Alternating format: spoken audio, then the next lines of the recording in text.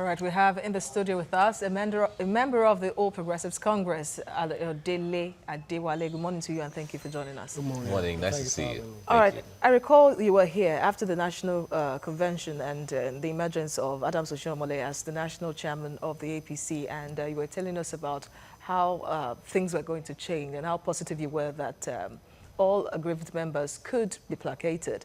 But now with this latest development, what would you say really?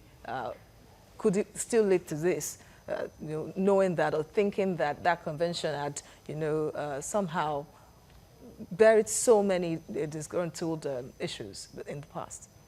Well, you must appreciate that people have freedom of expression, freedom of speech, and freedom of movement. And if they have chosen that route, it doesn't affect the APC. And as you've seen the APC chairman, as he has done, he has started moving, discussing with people. It was at the National Assembly.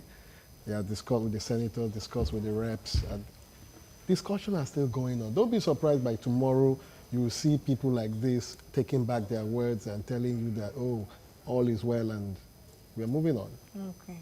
All right. It is, seeing it from the positive perspective, looks like, okay, nothing is happening, everything is cool. We've heard all of those comments before.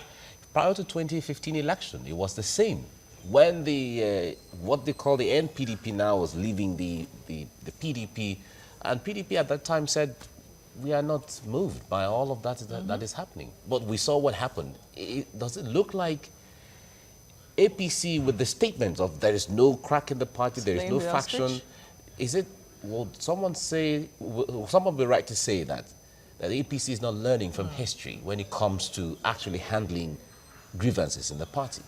I would say the scenario are different. Okay. They're totally different scenario. Okay. And you must understand that APC is deeply rooted in ideology and resilient. And we've studied history very well. We, of course, knew things like this will happen.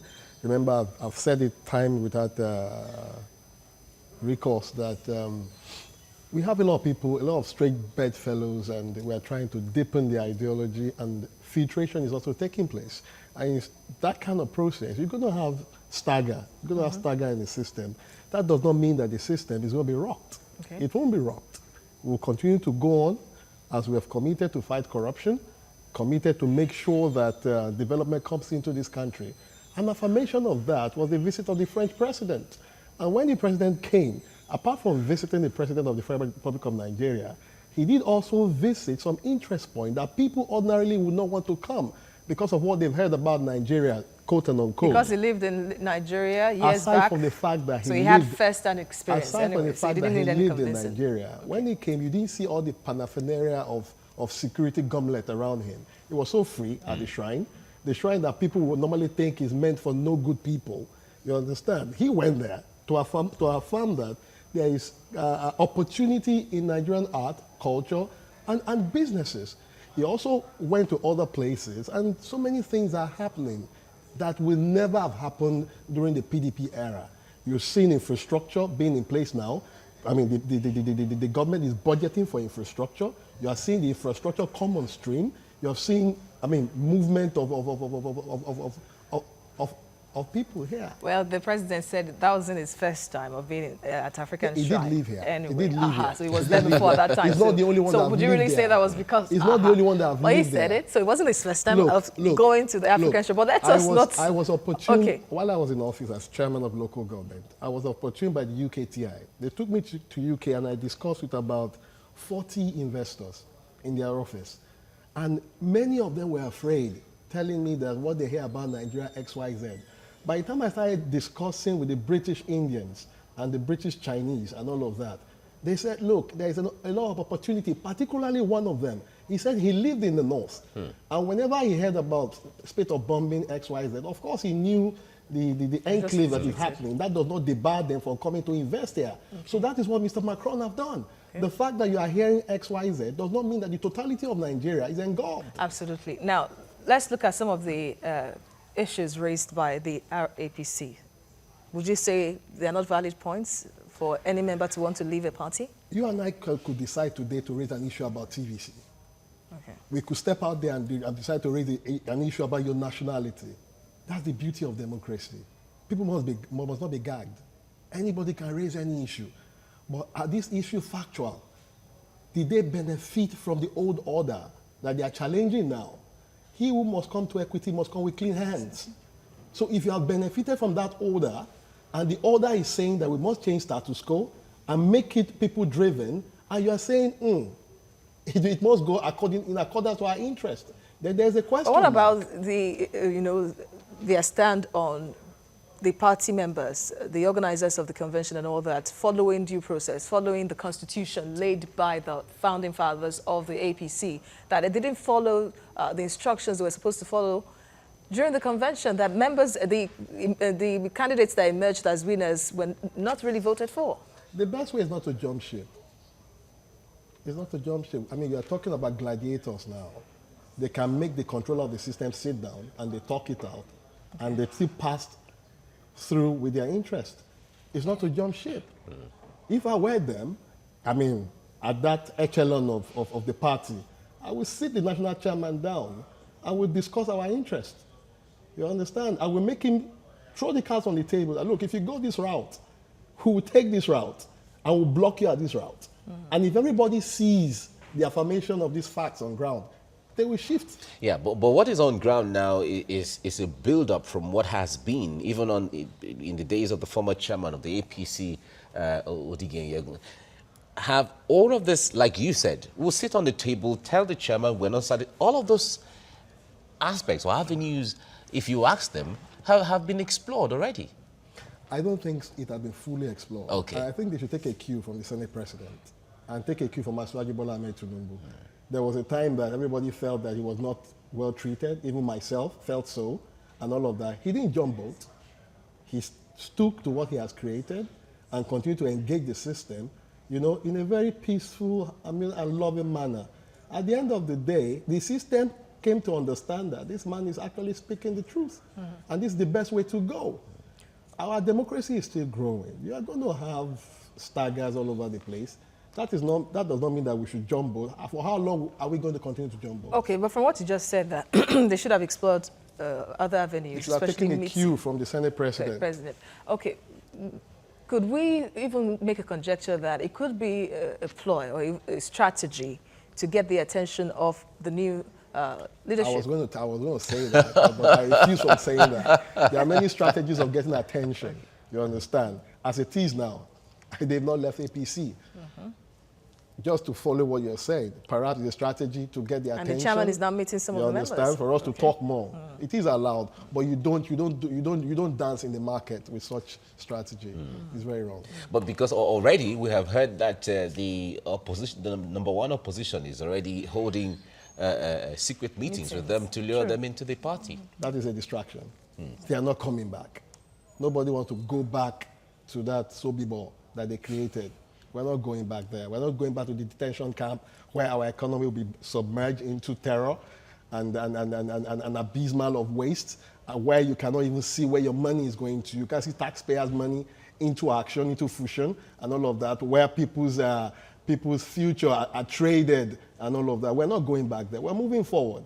Nobody's going to pull us back. Okay, let's look at the statement of Speaker of the House of Representatives, Right Honorable Yakubu Dogara, talking about justice should be embedded within the party. That what is justice for the president should be justice for the floor member, that everybody should be treated equally. Now, in essence, he's saying that there is no justice within the APC. And as a democratic party, what would you say, really? What does this speak of the ruling party? So, well, the Speaker have said a statement from his own standpoint of understanding. And I think as journalists, you should go and dig out more facts and investigate the matter to ascertain whether what he has said is truly right. It might not be in wrong. This present administration of the new leadership of the party. Investigative journalism. Because there were so many issues then under former chairman. Investigative journalism. I won't be the one to answer that question for you. By the time you dig out the facts, you'll be able to juxtapose it and show the world that is this fact actually right. All right. Now, with the new, let me say, what a way to welcome the new chairman of the APC into office with this kind of, but how more tasking are this seeming squabbles or undercurrents here and there for the new chairman of the party? That is why the chairman was brought in. Okay. There was a situation on ground. The situation needed to be fixed. I mean, you're playing a football match, and you see that, look, we have to win this game. And some of your players, particularly your coach, is not doing too well. You remove the coach and bring in somebody that can help you win the game. The match is not over yet. Let's give the chairman some time.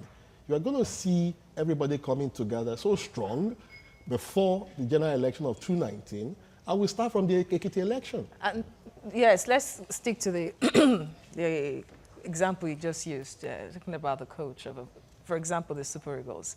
Let's say the coach is not good. You remove the coach, you replace the coach. And I'm just saying, for example, you remove the coach, you replace the coach. And then there were complaints about some of the footballers that played, but then you refuse to replace them. You just change the coach, and you still want the new coach to work with the players, some of the defective players in the team. And that was one of the reasons given by the leader of the RAPC, saying that most of those returned were old members of the executive. You see, I would not want to. That there were complaints about before. I would not want to dig for you, but if we were to dig, some of these players ordinarily should have taken a back seat. If we were to truly dig, but again, the church is meant for everybody, as long as you are willing to repent. Okay. You understand? Evangelism must go on, and the essence of this political church is to take us to salvation. We are going to get there. All right, we'll get there is the hope that has kept Nigerians up until now. Those who are even members of the party, those who are not members of the party, one way or the other, a Nigerian just feels tomorrow is going to be better. That's why we're here. But I know that you've heard lots of comments from Nigerians, whether from within the party or from outside the party, as to APC not meeting with the promises it made, although it is going ahead, but then has not been able to satisfy a lot of Nigerians. From that standpoint, what do you think APC should be looking at improving on itself, or maybe something they weren't doing appropriately well or satisfactorily well the past 3 years? Well, drawing from your saying that APC have not been able to meet the... No, that's not my statement anyway. No, saying that they have not been able to meet the whims and caprices of all Nigerians. You understand? It's a statement of fact. We are working towards it, and we're going to get there. The major knot that we're going to lose is the issue of security, and that concerns every one of us. You understand? And when we talk about security, it's not about one man alone.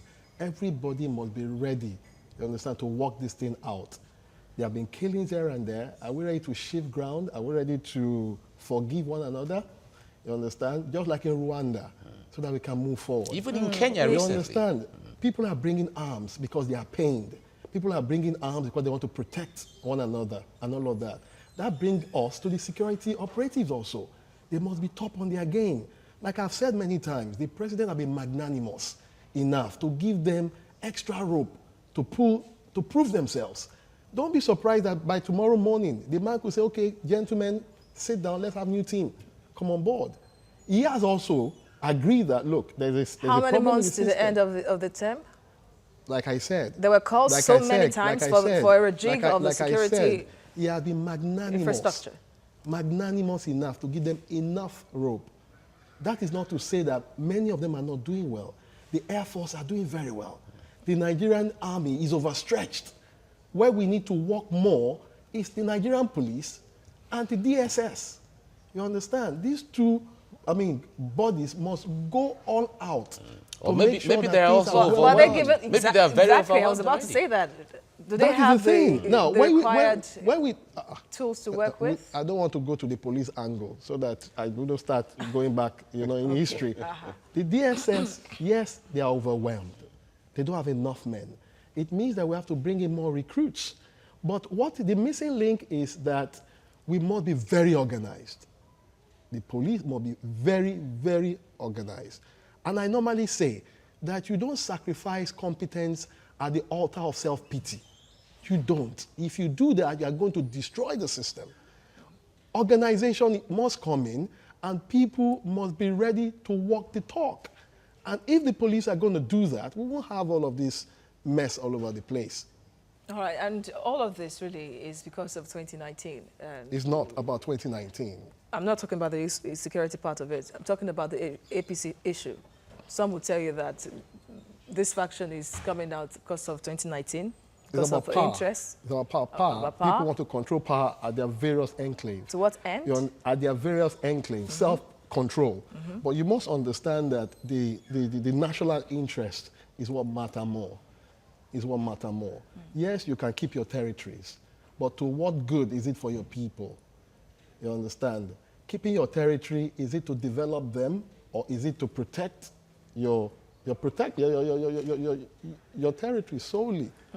And what the national body is saying, that we must move this system forward. There's going to be a lot of openings here and there that might also smear some interest, but again, we need to just come together and look at the national All right, if it's interest. not about 2019, somehow this will affect the 2019 prospects of the party. Don't you think so? It can never affect 2019 for APC. Either good or bad. Take I'm my not word saying for bad. that. It will never affect 2019's victory But for APC. how sure would you be? I'm very sure. Because the point is, in the last dispensation, before 2012 or 2013, PDP said they were going to run Nigeria for the next 50, 60 years. 70 They were years. very confident. In fact, they beat their chest to say that we'll run this country, our party will run this country for the next 50, 60 years.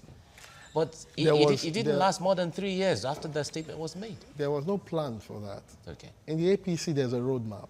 And in that roadmap, we have noted that you're going to have bumpy areas, you're going to have areas of turbulence, and all of that. You're going to have smooth areas. And all that. So all of these things. Sometimes those turbulence and bumpy areas, you don't know the impact it's going to have on your drive. No, you have good researchers and good eggheads in the APC. And the head of it all is Aswaju. You understand? As long as Aswaju is still very committed to making sure that things do not fail in the APC, I have a guarantee that we're going to succeed. Yeah, and someone would say he's just one man. He's one man that have cloned himself into so many. But of course, it's that same man that you continue to see as the face of many. He was given the responsibility of reconciling, disgruntled members of the party, aggrieved members of the party, and bringing them back together. And of course, now with this breakaway group of the APC, you think Asiwaju Bola Tinubu will still be able to bring these people back to the fold? He has done it before, and he will continue to do it. And we pray for longevity of life and good health. He commands a lot of respect, even among those who are pained. And at the right time, you're going to see everybody firming up again for Nigeria, for I think I need to come in here. You said it earlier, and that was, the perception of so many Nigerians that at a point, it seemed that Asiwaju Bola Tinubu didn't get any attention. It was abandoned after he really helped in bringing this administration to power. And now, these members of the RAPC, of course, they knew about that. They saw what happened to him at a point, and then how he came back to the graces of the president.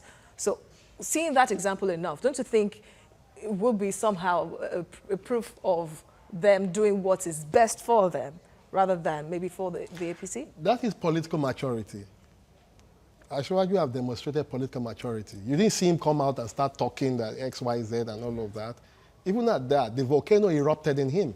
And you didn't see the lava come out of his mouth. He kept it there. But of course, you can see that everybody, of course, dovetailed to what he said.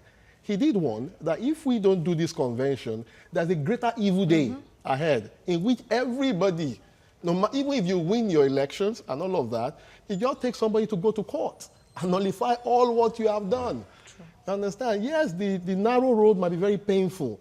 Let's still go through it. I don't want to tell you what I'm facing as an example now, but of course I'm learning from Asiwaju's candor and all of that we bottle up, but again we go back to the drawing board, re-strategize, and continue the journey. All right, you talked about ideology earlier on.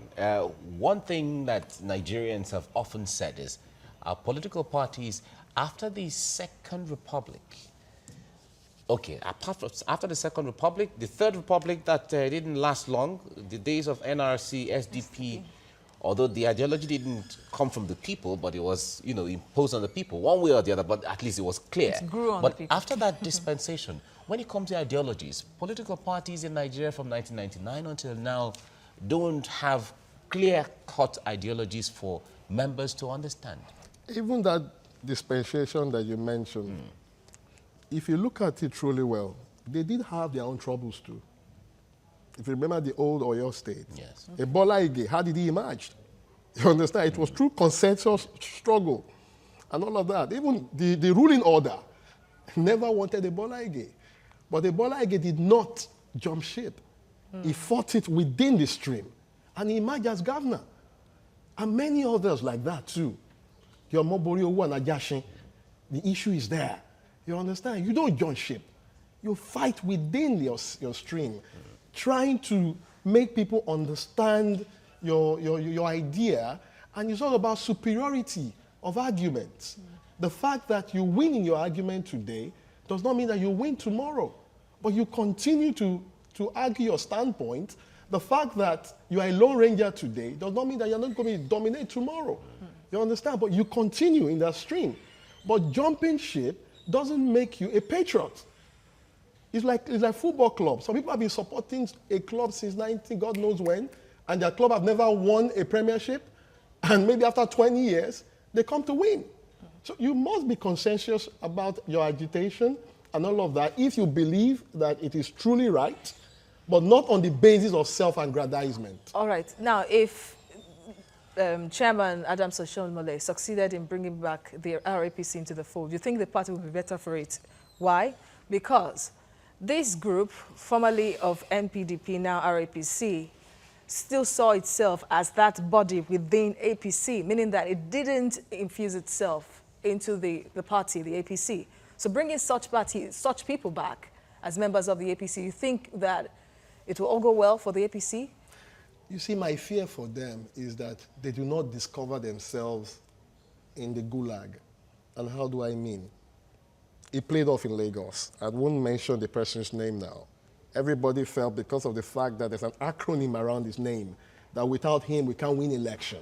He jumped ship. And when we went for the election, we beat them silly. But they came back. So I don't pray that they go through that route. Because the party that I see now, it is only a blind man in the soul that will believe that some people jumping out will stop this moving train. The train can't be stopped. The train is people-driven, regardless of the fact that, yes, we have issues here and there. But when you compare it to where we're coming from, you still prefer to be in this ship and continue to sail on, because we're going to get to the harbor. But I know that we're going to pick them along. Yes, their interest is smeared, so as my own interest is smeared. But we'll continue the journey and we'll get to the harbor. All right, now the part of the concern really would be part of what also played out in the 2015 election, when some members of the same ruling party at that time got funds for election, got funds for votes, got funds for whatever, for campaigns, and did not use them. It seemed they saw the end coming, and they remained in and contributed to the fall of their own political party. What is it likely this can also play out, even if these people come back in to say, okay, don't worry, let's not go, let's not jump ship, let's stay back and all of that. And then they help to bring down the party from within itself.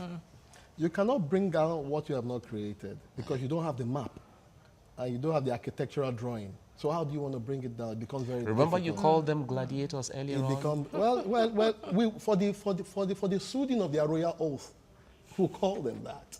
But what I'm telling you is that we have some very good political architects that have designed this masterpiece. It becomes very difficult for you to pull it down. And I've also told you that there's a great departure from that old order where resources are given and it's not expended. But in this system, when a resource is mobilized by party men for a purpose, there's somebody monitoring you. To the extent that those resources are expended for the reason that is being given. Knowing that there are about 24 factions in about 24 states within the party. And it could be so easy, you know, for those that were not recognized by the former leadership of the APC to just join the RAPC. I'll ask you a question. Are you ready for the salvation of this country? Yes I'm a or no? Nigerian. For this country. I'm a Nigerian. Are you so ready for you the should know the salvation? answer. If you're ready for the salvation, don't be scared about what you're going to see. The major thing is look at where you're going. The way we're going to get to it is not going to be an easy route. It's not going to be an easy route. But it is going to be a very good case study for many generations to come to learn about the history, just like you are capturing it now. People are going to just type some keyboards and get back this interview, maybe in the next 50, 100 years from now, and see where we have come from. But we are not afraid about the turbulence because we know that the plane will not crash. We're going to land at a very good destination. We hope we will get you here sometime later on to call him Prophet Ayodele Adewale. All right. Well, we look forward with hope to how the democracy is being rooted. That is what all Nigerians want to see. Not necessarily about any political party per se, but good governance. It's a given, really. Good in any governance at the end of the democratic day. setting. Absolutely. Ayodele Adewale, thank you so much for coming on. Thank you for having me. Thank you.